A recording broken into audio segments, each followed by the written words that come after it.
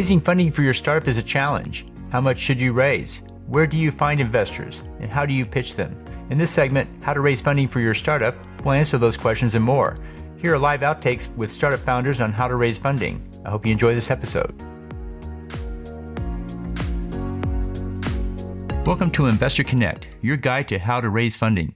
Today we are entering into the tech realm. I chat with an entrepreneur in the field, delving into the journey of a product initially created for ALS patients, now finding applications in hearing and vision diagnostics and predictive testing for cognitive issues.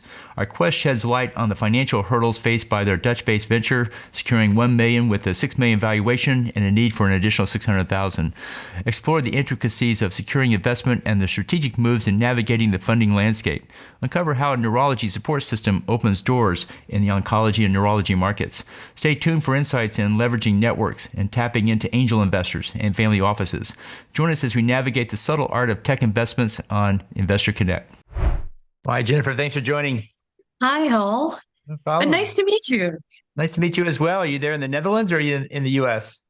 No, I'm an American, but I live here in the Netherlands. Oh, where you live right now? What city? It's called Noordwijk. So it's a little village by the sea, but it's very close to Amsterdam, in between Amsterdam and The Hague. Yeah. I lived in Alphen aan the Rijn for a year back in the day when I worked it's halfway between Den Haag and, it's about 20 miles outside of Den Haag. So it's on the old Rhine, not the new Rhine. Okay, I bet they loved when you called it Den Haag. Yeah, it's what I called it, but I didn't really talk to many people there locally because I was working with engineers. So mostly I was talking with the Shell researchers and those guys. And they were mostly Americans. So they're pretty... And everybody spoke English as well. Yeah, so. Oh, how nice. So when were you here? What year? These are in the 90s. We were opening up a company called National Instruments, and we were working with test and measurement equipment, LabVIEW, and so forth. And I opened up all the offices in Europe. Oh, good for you. I was an investment banker, so I worked with, I think, almost everyone. But I moved here in 1994 to marry a Dutchman. Okay. Oh, that'll do it. Yeah, so that's kind of exciting. But thank you for reaching out. So I guess, correct me if I'm wrong, but you saw my presentation on Mind Effect, or you just heard about it, or? Well, John Ritchie referred it to me, thought we could help you with it as well. I didn't see the deck, but I looked at the website, so I got a sense of what you're doing there. We do work with a lot of companies in this space where they're doing something in the life science healthcare space, and we do a lot of finding investors for those deals, and both angel investors, angel groups, VC funds, and family offices. In today's market, it's mostly angels and family offices that are investing. Yeah, the VCs have gone underground. They got cut in half, and now they're hiding until the winter blows over. So anyway, everything's down in a huge way. It was fun there for a while, but it had to end at some point. But like I say, angels, they're still investing like they always did. They may be a little more careful today than they were during the pandemic. Yeah. Well, thanks for reaching out. I'm not quite sure what you'd love to do here or what you'd like to do, but I'm happy to walk through the deck briefly or just have a chat, whatever's easiest for you. Yeah, if you can just give me a high-level overview of where you are with it and what you would like to do, what stage you're at. Are you on an FDA path? If so, which one? It'd be interesting to see where you are at that stage. And then what's your strategy for your fundraise? What are you trying to do there? Sure. So what we're building is diagnostic testing. We have a system that allows us to interpret brain response to stimuli. So I think you have an engineering background, it sounds like. So just imagine that, your brain is your supercomputer. So everything that's coming into the brain is creating an electrical impulse in the brain. So what's really cool is if you can harness that, if you can read the electrical impulse, then you know what the brain should be seeing or is seeing, or compare it to what the brain is seeing. So what we've done is we use brain-computer interface, which was developed at one of the leading universities here in the AI department. And it has a special technique that allows us to read brain response to stimuli about 20 times faster than anybody else. So that's pretty cool. but your brains are very noisy. So what's quite important is the fact that we've also isolated the right kind of stimuli and the right type of analysis so that we can actually interpret and isolate what goes in and what is coming back out. So we've used this in the past to create a communication device for locked-in ALS patients. So they can read a flickering screen that's specially coded. It's coded so fast that you can't really see it, but we can then see with the code through the brain what's happening. That market was very small, and I was brought in 2021 to pivot.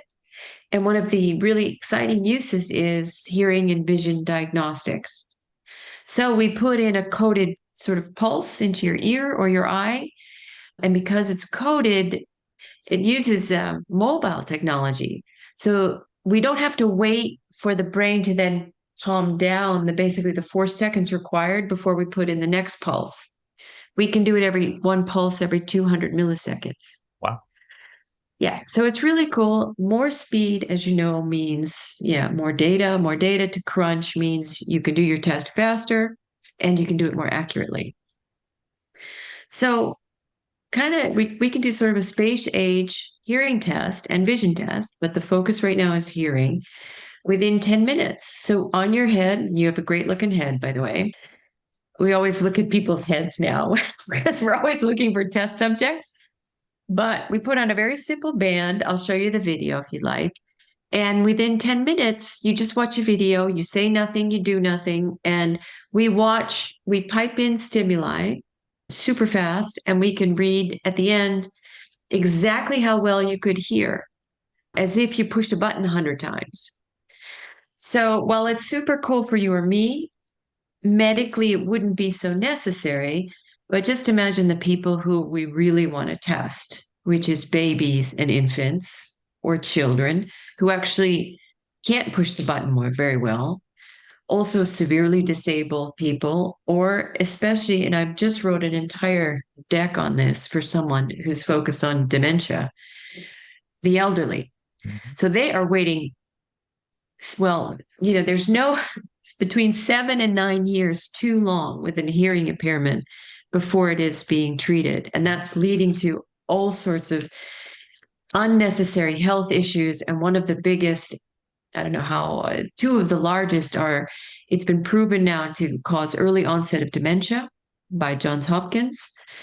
And it also has been proven to decrease your mobility, i.e., when your hearing is off, you reduce your mobility for many reasons. One is you fall over more easily, but because it becomes that much harder, you as a person start becoming much less mobile.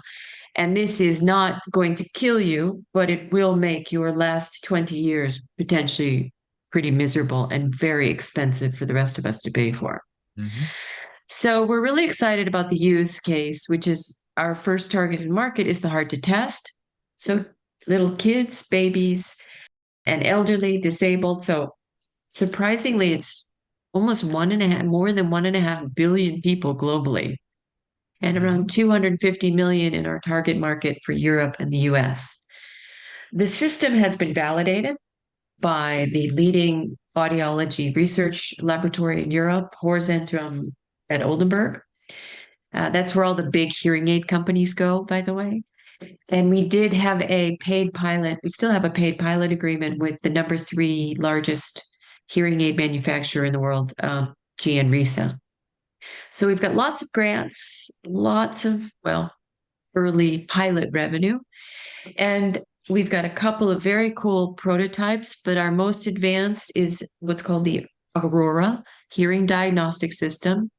We have a great demo set. We're, of course, working on making sexier, better hardware.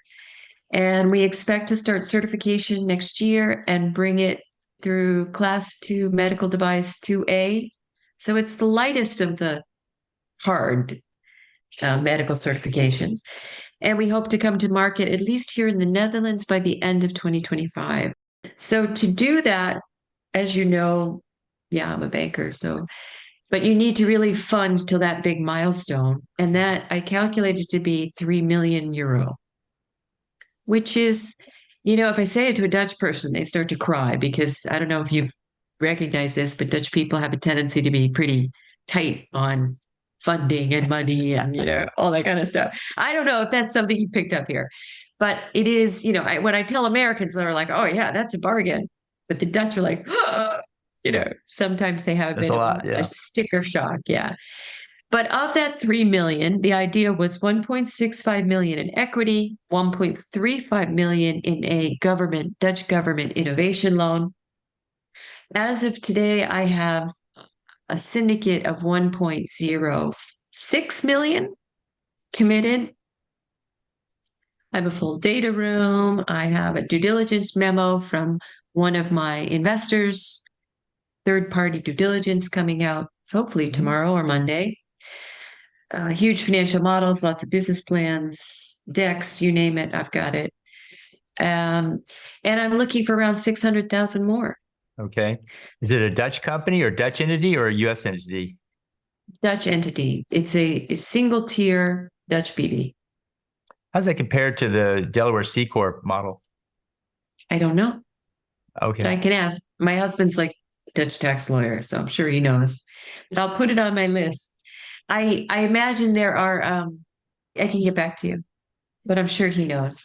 Right. I know an investment banker marries a tax lawyer. You can imagine our dinner conversation. That's really fun. Yeah. Cool. We're a real riot at a dinner party. Okay. Well, what valuation was that 1 million on so far? The 1 million was done at a 6 million valuation. Euro? However, yes, everything Okay. I'm talking about is euros. Sorry, but it's almost dollars. It is very Right? close I don't know today. Yeah.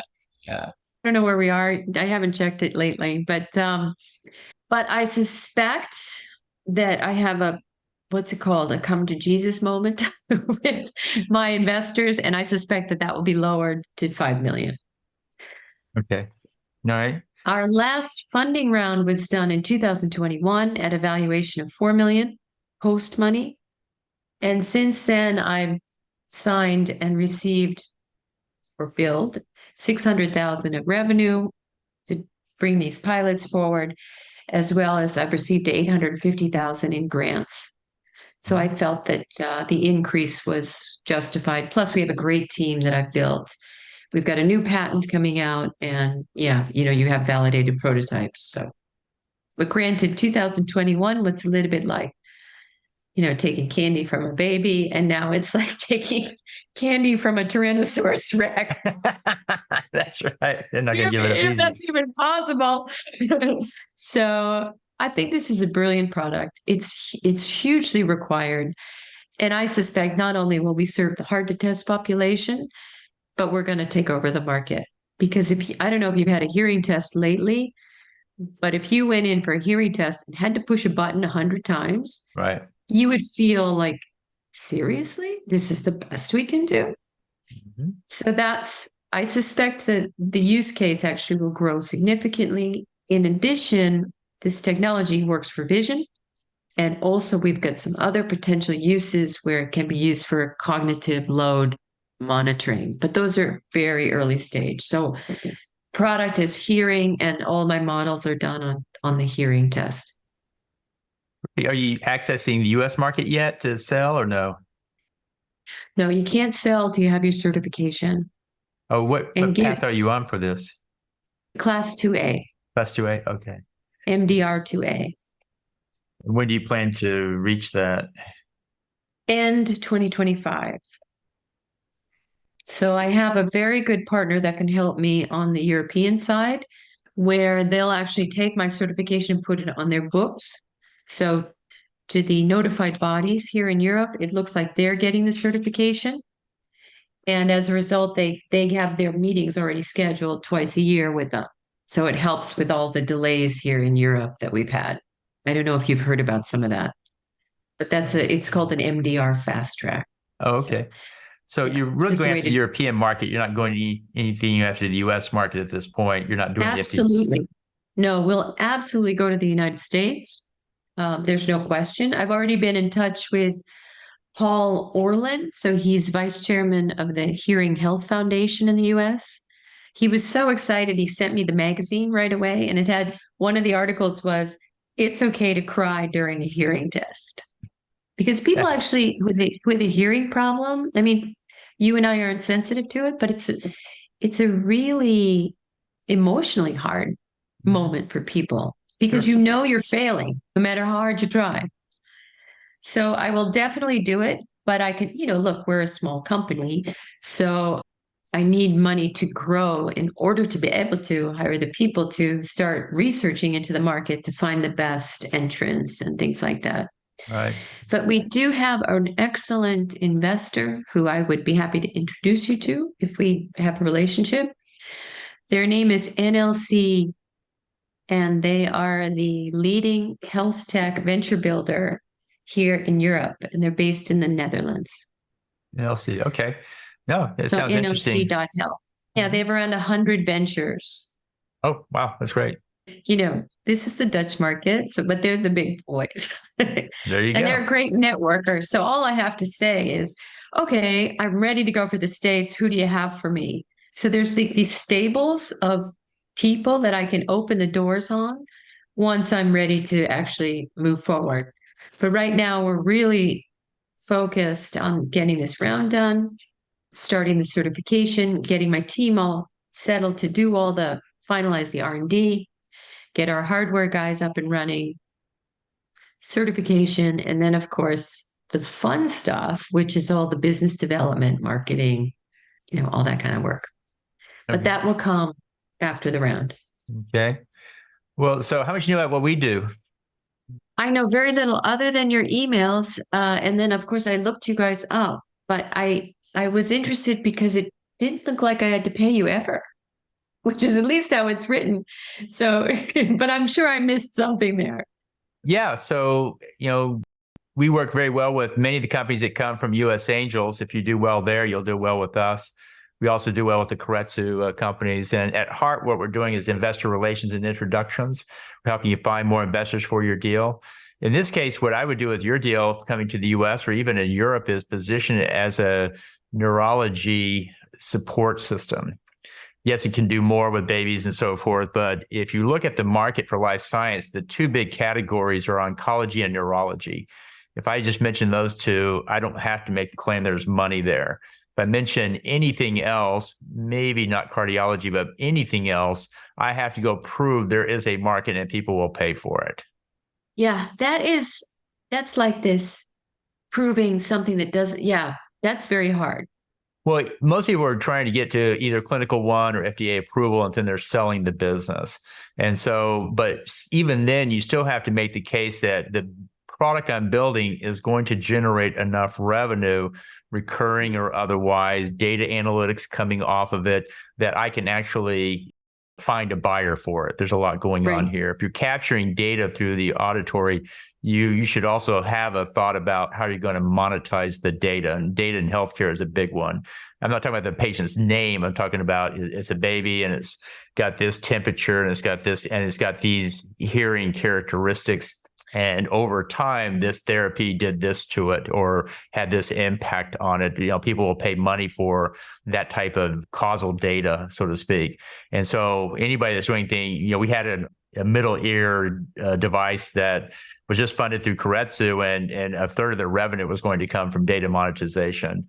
And they were paying everybody. The hospital gets paid back for what they're doing because at heart, the money is going through their hands. And then they had other avenues from monetizing the data in online healthcare markets. So data monetization really needs to be on a roadmap slide in your deck. You don't have it today, but you will have the vision of how that's going to work and be a part of that world, especially in this Health 3.0 world where everything is data driven off of the devices. You really need to be knowing how your data can be used by others and how they'll pay you for that.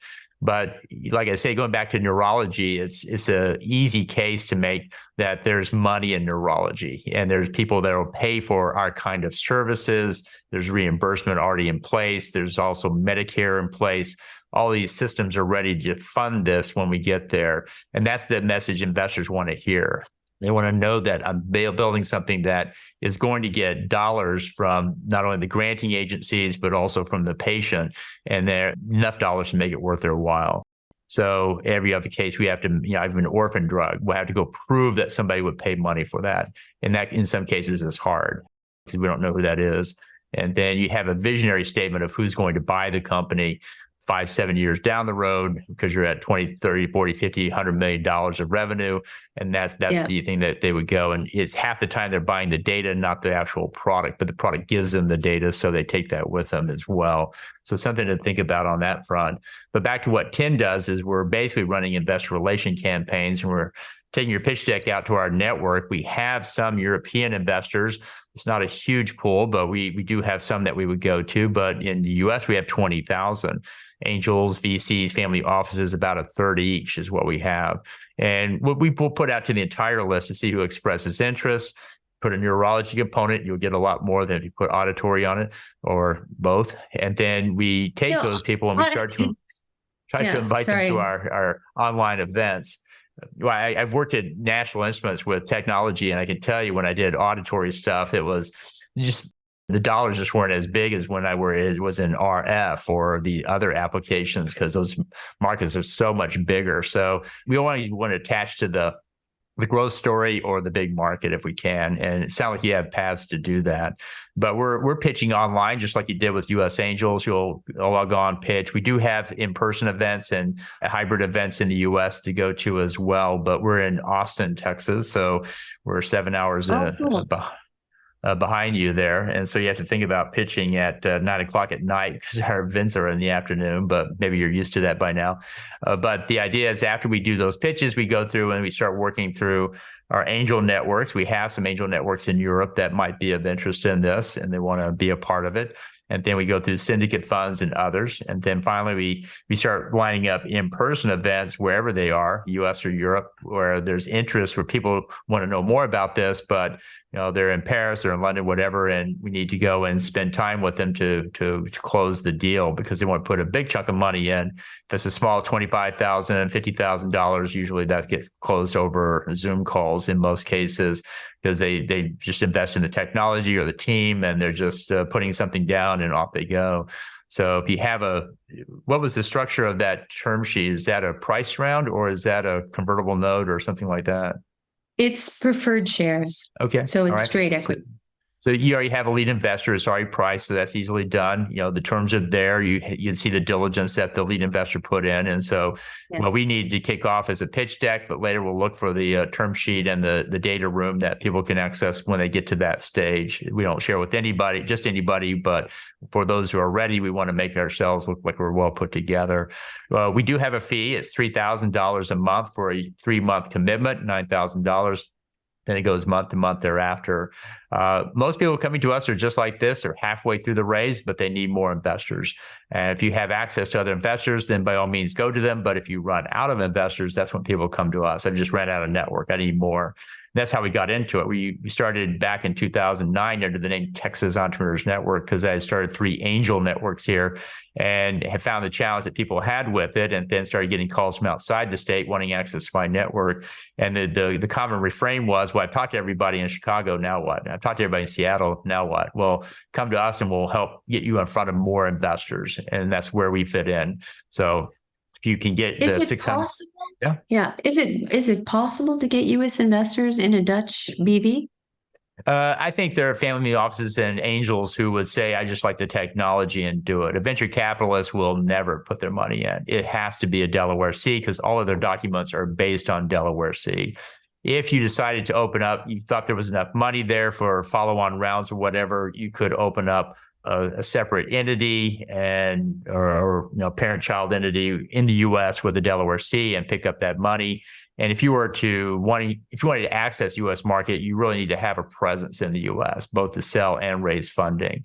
But that's, at this point, if we're just raising $600K from angels and family offices, it'd be a mixture of U.S. and international people, European, that we would go to for it. You probably raise all of it from the Europeans at this moment because that's not a lot of money. Are you envisioning what would be the next round that you envision to raise? 5 to 6 million for the next round. So we could also help with that. And there you probably would need the US market. And what we do is we would take the 5 million and break it down into 3 rounds, 1 million, 2 million, actually probably do like a 750 at 1.25 and a 2 million, and you put a nice low valuation on the first 750, and then a higher on the 1.5, and then I have a higher on the 2 million to show people that we're raising 5 million. This will get us where we want to go. But if you want to get in, you want to get in early, because that's where the nice valuation is. It's going to get more expensive the later it goes, and you'll find a lot of people scrambling for that. So there's structuring the things that we can do to make it attractive to investors, and that part may be more where we would fit in when you get to that stage, because when you get to that level, you do have to talk to a lot of people to get to where you want to go. Okay, so really openly, look, I understand spin and I understand shading, and I understand I was an investment banker for 25 years. So, but I do appreciate we're right now, I mean, we're looking at the brain to diagnose audiometric or audio hearing levels. We're looking at the brain to diagnose visual impairments. And I do think brain response diagnostics are going to be the way to go, because it's ridiculous that that's still subjectively determined by the patient, no matter their age. Mm-hmm. We do think, and we have a prototype that starts to prove this could be possible, is workload or stress monitoring. So that's not with very easy, repetitive, rapid stimuli. It's with sentences in a difficult hearing environment. And when you see we can find in the brain where there's a stress level. So that's different than actual acuity, or does it hit the brain? It's looking at the second level of function of the brain. We do think we can take that further into other types of brain health testing. Oh, you have a good story there for neurology. Yeah, there's a lot of applications that could go in other directions that you could telegraph in the pitch. Okay, but we're starting through the brain's response for auditory stimuli. That's a beachhead market. That's an initial application. Right. And but I don't want you to take us on and have me bullshit you so that you take me on. I spend $9,000 and you weren't able to deliver because I wasn't completely upfront and we didn't align our stories. Right. No, I understand. Dead truth. Yeah. I don't know how to say it any other. We are using the brain. Yeah. We start with where you are, and then when we see the response from investors, we need to take our game to the next level. We figure out what that is. We work our way up. We don't jump up to the top. We just start figuring out what we need to do to get investors interested and excited about the deal. And it is a tough market right now. You have to have a real game-changing technology. Sounds like you do. I'd play up the technology platform in a bigger way. No bullshit. It's like beyond what anybody has imagined possible. Yeah, no, it's cool. It's cool stuff. But that's really cool. But then it creates like, how is this possible? And then, but no one's ever written about it. Yeah, because they can't imagine it would ever be this possible. No, I've seen quite a few brainwave applications out there. So, but nothing in hearing. Not hearing, but I've seen people control, toy cars with the P wave on their brain and so forth. We do that, yeah. Yeah, that's easy stuff. That's high school stuff. That's like, the Mindstorm robots that you bought one of your kids when they were finished with Legos. Yeah, we can do that with our system. Cool. But the application is to use that for example, we had a military company who wanted us to use it for drone control, which was nuked by our investors at the time. But the brain is so noisy that to use it in a live ammunition environment, I think you'd have to be insane. So, you know what I'm saying? So there's a lot of hype. And this, quite honestly, is one of the coolest uses in the largest commercial market for brain-computer interface that anyone has seen. But because we're over that hype curve, a lot of people perhaps thought that this would be bigger than it, in 2015. Mm-hmm. Since that's happened, we've really refined our system, but it always has been one of the best brain-computer interface systems globally.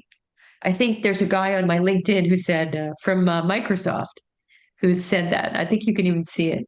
Cool. Yeah, that's kind of cool. But anyway, so that's So that's us. Well, What what I else? can do is send you more detail and you can look at it and think about it. And we should talk more before we sign up. But just to give you a bigger picture of what we do, talk to your team. Like I say, I think we would probably be a better fit for your $5 million raise than your 600. So we can, keep dialoguing till we get to that stage and decide then to work together. You pitched to the U.S. Angels, so you probably got some feedback, and what feedback you're getting from them is probably what you would get from our investors as well. They're US based and so forth.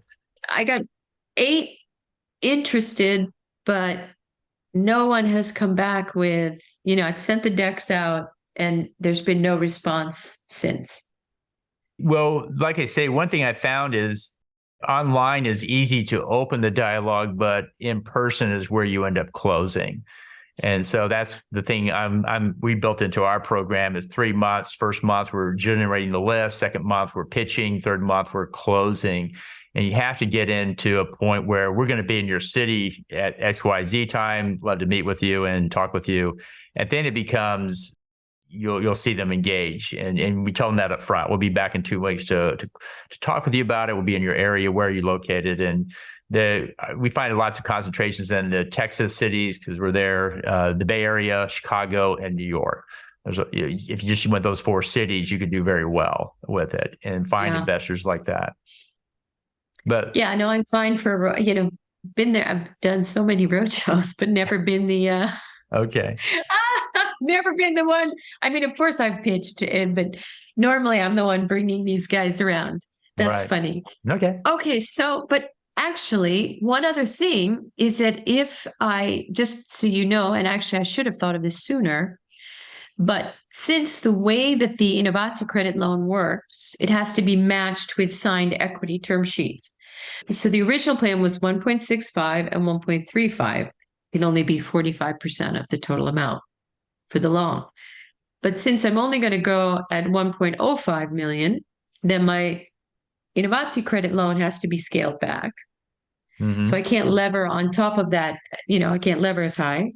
So that actually would bring my need, if I don't get any new investors before I close, to be around $1 million. Oh, okay. All right. So that's it could be more interesting if you need more than 600. I think that could be something we can help with. But if we do decide, and there was one other thing about monetizing the data in our plan right now, I have not allocated the resources to develop a system to collect that data. That is something, because as you know, that opens up a massive can of worms. Yeah. In terms of getting that certified, data protection, Right. But I do see eventually that will be the case, but that is not in our business model. Right. You have to decide if you want to put that out there or not. Like I say, I put it out as roadmap slides of visionary things we can do in the future, because nobody expects you to build a product and monetize and then later apply AI to it all in one summer. You have to spread that out. And so if you have a roadmap for that can help a lot. And then over time, technologies change, markets change, business change, and sometimes those change as well. So it's something to think I have about. no doubt that, look, if we own the preschool screening market, mm-hmm. That's going to be really important for, the health agencies to know, oh my God, we have a massive number of 3-year-olds going from 2 to 4-year-olds and hearing collapses. Right. That's going to be really interesting for them to see what areas of the country is that happening. Okay. And it's all objective data. So it'd be really, really useful. So I have no doubt, but I can tell you in the 3 million, it's not there. Right. Understood. I'm going to have to jump now, but I'll send you the information and we'll see next steps. And just let me know if you want to get back on the call, we can discuss further some of these things and see where it might go. All right, Hall. Well, dankjewel. I don't know if you remember that word. Remember that. Thanks so much. Have a good one. Cheers. Bye-bye. That wraps up another episode of Investor Connect. We've explored the evolution of a remarkable product, initially crafted for ALS patients, but now extending its reach into hearing and vision diagnostics and predictive testing for cognitive issues. We've delved into the financial landscape, from securing a syndicate of $1 million with a $6 million valuation to the ongoing quest for an additional $600,000. The challenges and strategic maneuvers involved in securing investment were on full display, offering a peek behind the curtain of the funding process. As we bid farewell, keep in mind the power of positioning a venture as a neurology support system to unlock doors in the oncology and neurology markets. Remember, this episode is just the beginning of our exploration into the subtle art of tech investments. If you found these insights valuable, there's more to discover in our previous episodes and many more to come. Stay tuned, stay informed, and keep connecting with us on Investor Connect. Until next time. Investor Connect helps investors interested in startup funding. In this podcast series, experienced investors share their experience and advice. You can learn more at investorconnect.org. Paul T. Martin is the director of Investor Connect, which is a 501c3 nonprofit dedicated to the education of investors for early-stage funding. All opinions expressed by Hall and podcast guests are solely their own opinions and do not reflect the opinion of Investor Connect. This podcast is for informational purposes only and should not be relied upon as a basis for investment decisions.